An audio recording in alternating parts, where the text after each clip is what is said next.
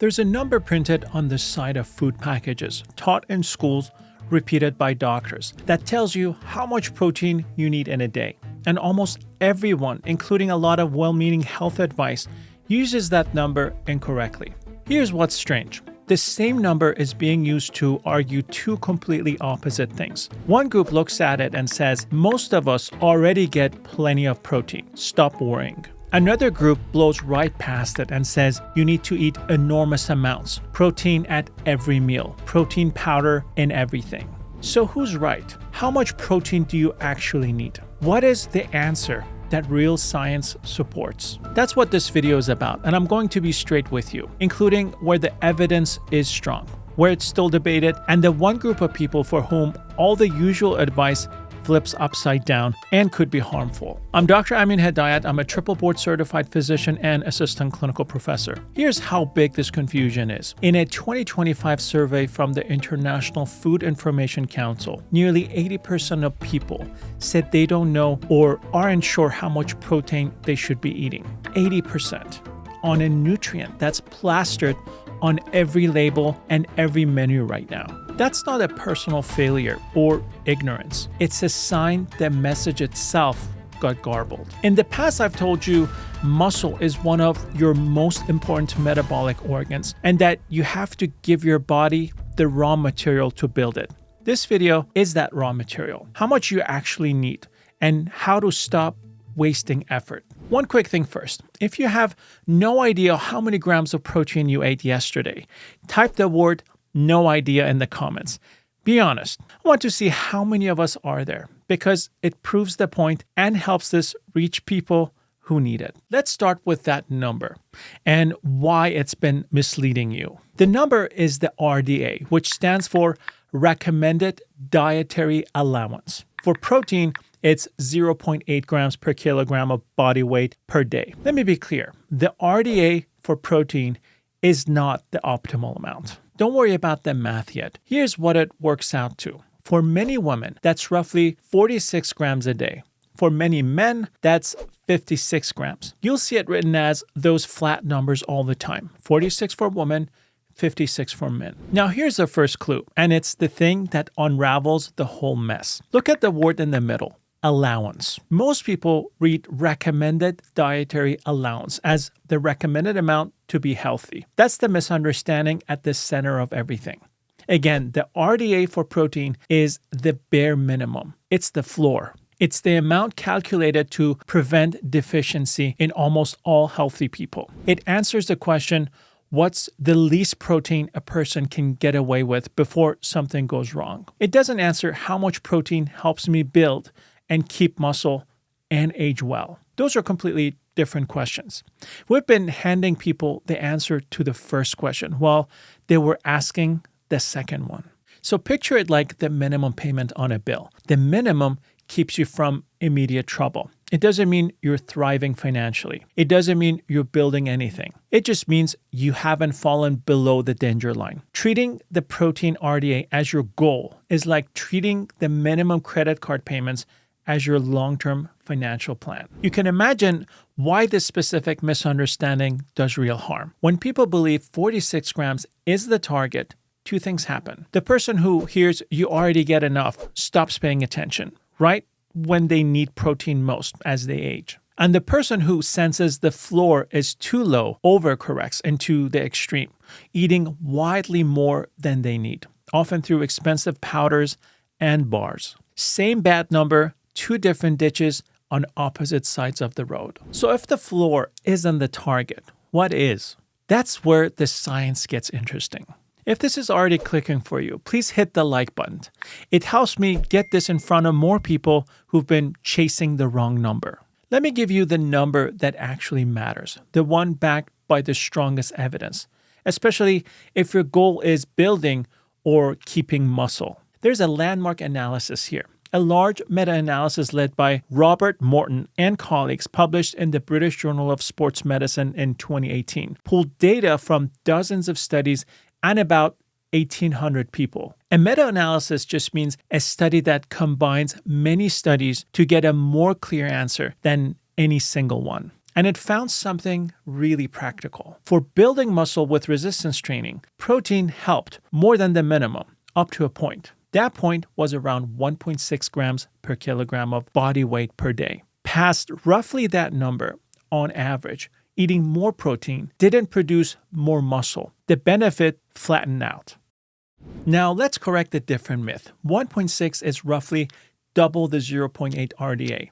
So yes, the floor really is too low if your goal is muscle, not mere survival. The people saying the minimum is plenty are wrong for anyone trying to build or protect muscle. But the second half is just as important. Above about 1.6, more stopped helping. So the people dumping 200, 250 grams of protein into their day are mostly past the point of return.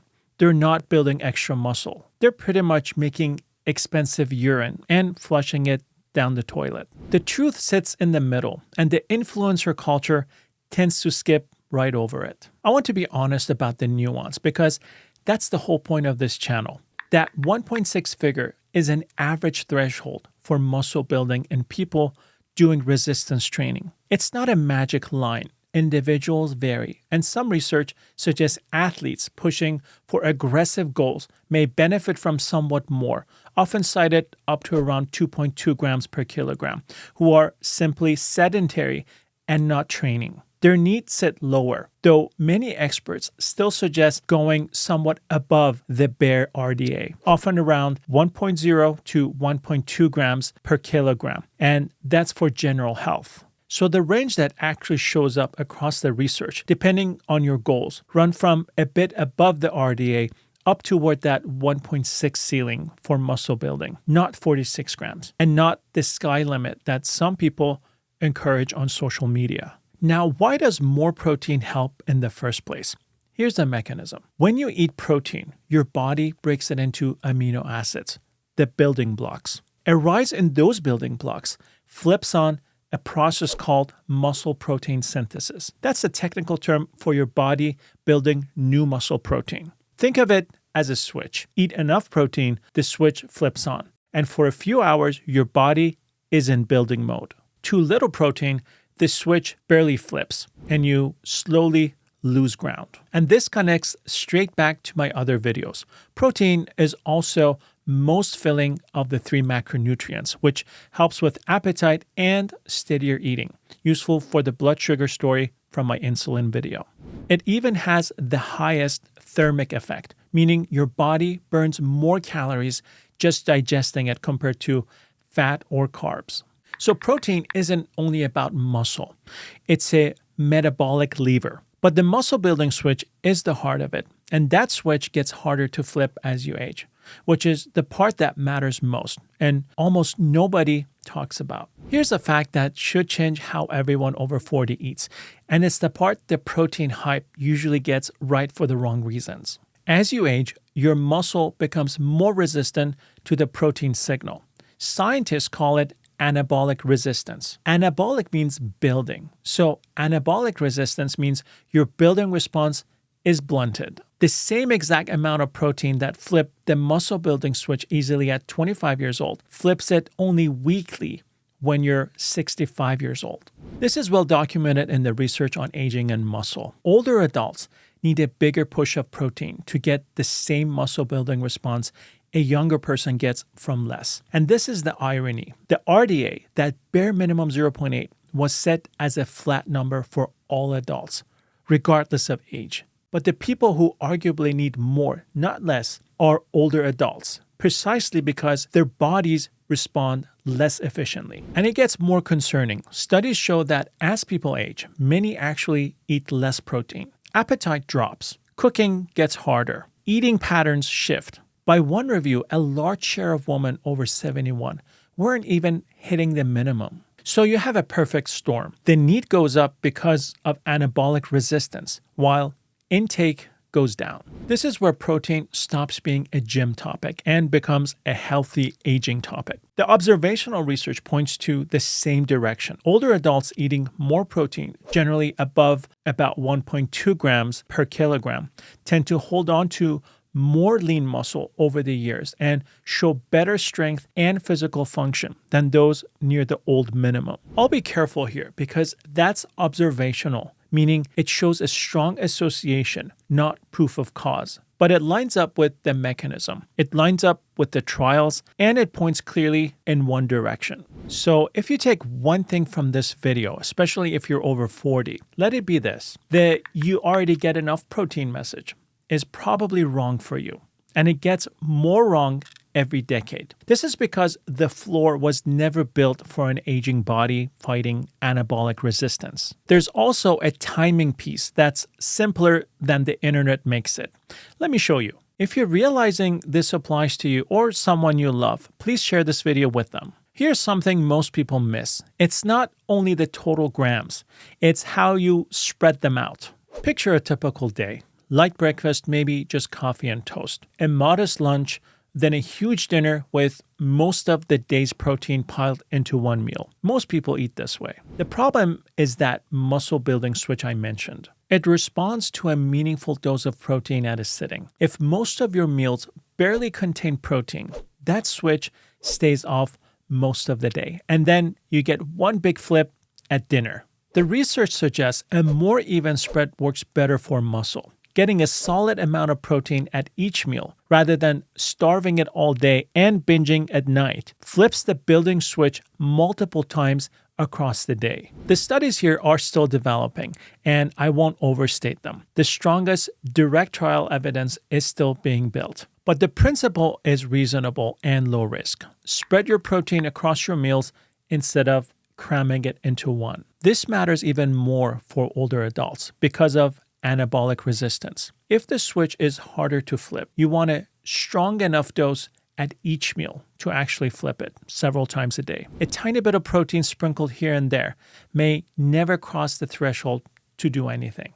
So the practical shape of a good protein day isn't complicated. A real source of protein at breakfast, not just carbs.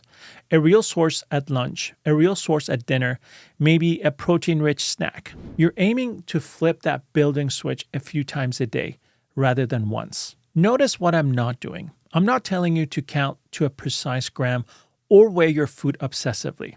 For most people, the bigger wins are simply one, getting off the too low floor, and two, stop skipping protein at breakfast and lunch. Those two changes alone move most people much closer to where the evidence says they should be without a food scale. Now the part I promised, the group for whom this entire conversation flips, because everything I've said so far assumes healthy kidneys, and that assumption is doing a lot of work. You've probably heard that high protein damages your kidneys. This is one of the most important things to get exactly right, because the truth has two sides, and mixing them hurts people in both directions. Side 1, for healthy people with healthy kidneys, the fear is largely unfounded. A systemic review and meta-analysis published in the Journal of Nutrition in 2018 pooled 28 trials and over 1,300 people and found that higher protein diets didn't cause a meaningful decline in kidney function in healthy adults. The idea that protein harms normal kidneys just hasn't held up in healthy people. So if your kidneys are fine, the evidence doesn't support being afraid of reasonable higher protein eating. Now, side 2, and this is the flip, and it's critical. If you already have kidney disease, this story is completely different, and high protein can be harmful. In people with chronic kidney disease, the strained kidneys can't handle the extra load the same way, and a high protein diet may speed the decline. For those patients, doctors often deliberately restrict protein. This is real, it's important, and it's exactly why I keep saying these decisions belong with your physician. So here's the honest, complete picture. Healthy kidneys, higher protein is safe based on current evidence. Existing kidney disease, the opposite. High protein may be dangerous and needs medical guidance. The reason general protein advice can hurt people is that the same recommendation that's perfectly safe for one person could be harmful for another. And you can have early kidney issues without knowing it. This is the single biggest reason I won't hand you one personal number from a video. The right amount depends on your kidneys, your health condition, and your goals. A couple of other caveats. Very high protein from certain sources can slightly raise kidney stone risk in susceptible people. And the quality and source of protein matters for overall health, not just the grams. Those are real, and there are more reasons this is a conversation with a professional who knows your history, not a number you copy from an influencer. This is the part that hype accounts skip because it depends on your health, doesn't sell protein powder, but it's the truth, and you deserve the truth. There's one more group this matters intensely for right now, and it ties to another video of mine, people on GLP1 medications, the weight loss and diabetes drug like semaglutide, tirzepatide, Ozempic, and Mounjaro. Here's the issue. These medications work largely by reducing appetite, so people eat less. That's the point. But when you lose weight quickly while eating less, you don't only lose fat, you can lose a significant amount of muscle along with it. And remember from my muscle video, muscle is the metabolic organ you most want to protect, the one handling most of your blood sugar. So protein becomes especially important for someone on these medications. When you're eating less overall, the protein you do eat has to count more, specifically to protect muscle while you lose fat. This is exactly why you're seeing high protein and GLP-friendly plastered on products everywhere. Underneath the marketing, the concern is real. Muscle loss on these drugs is a real issue. And adequate protein paired with the resistance training from my muscle video is the standard evidence-based way to fight it. I'm not giving anyone on these medications a specific number because that's a conversation for them and their prescribing physician, ideally with a knowledgeable and experienced dietitian. But the principle is clear and important. If you're on a GLP-1, protein and strength training aren't optional extras. They're how you keep the weight you lose from coming partly out of your muscle. That's a case where getting protein right truly changes the quality of the outcome. Let me pull this into something you can use without a food scale and without a supplement bill. Again, these are general principles and not a personal prescription, especially given everything I just said about kidneys. First, throw out the idea that the RDA, that 46 or 56 grams is your goal. It's the floor, not the target. For most people, especially those who are active or over 40, the evidence supports eating somewhat more than the minimum. Second, anchor on the range the science actually supports rather than a single number. For general health, somewhat above the minimum.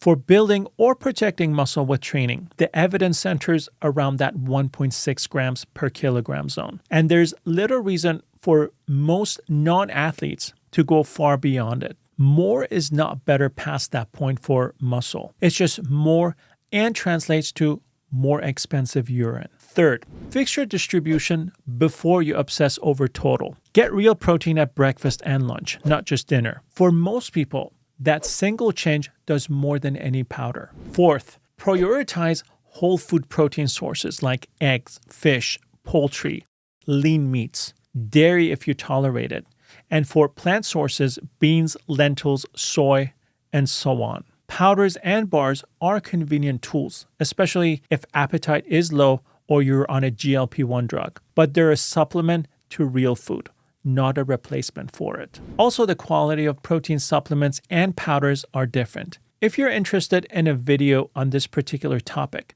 please comment protein quality so I can gauge the interest for a dedicated deep dive. Fifth, and most important, pair the protein with resistance training. This is the piece that ties back to my muscle video.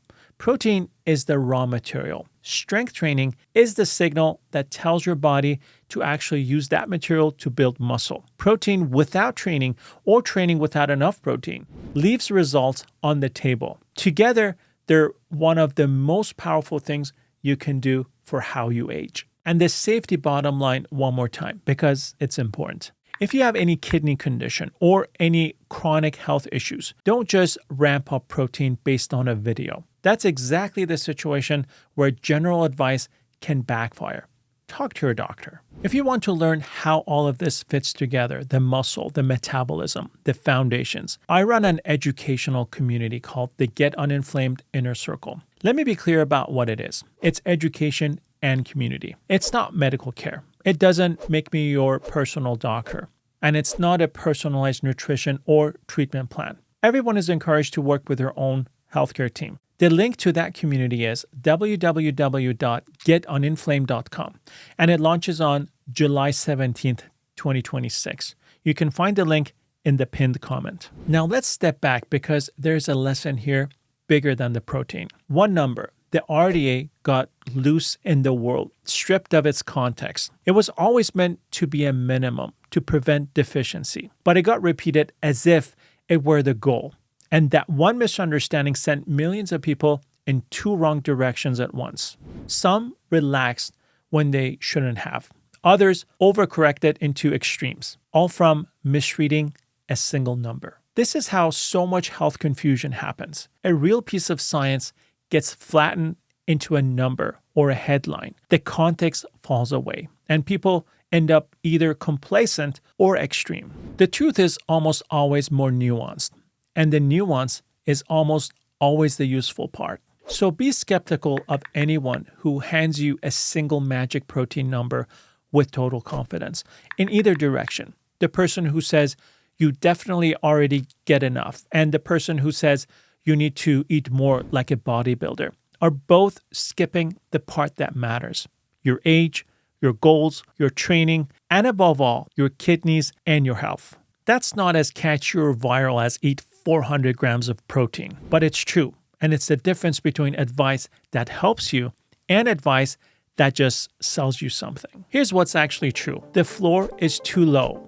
if your goal is muscle and healthy aging. The evidence for building muscle centers around 1.6 grams per kilogram. And beyond roughly that, more doesn't help. How you spread it matters, not just the total.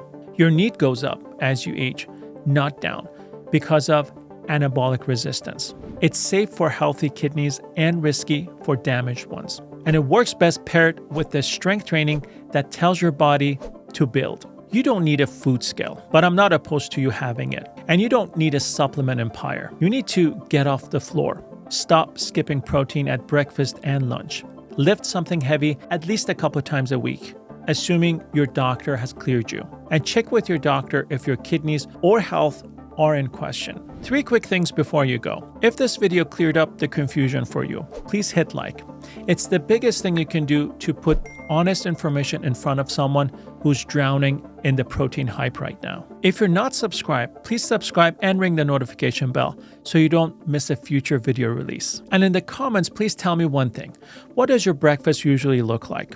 Be honest, because for most people, that's the meal where the protein is missing, and it's the easiest when there is. If you want me to go deeper on one piece, the best protein sources ranked by quality, whether creatine is worth it for women or men, or a simple framework for hitting your protein without counting, tell me which one. The most requested one is next. The Get Uninflamed Inner Circle link is right below because you deserve the truth, not the trend. Stay uninflamed, and I'll see you in the next video.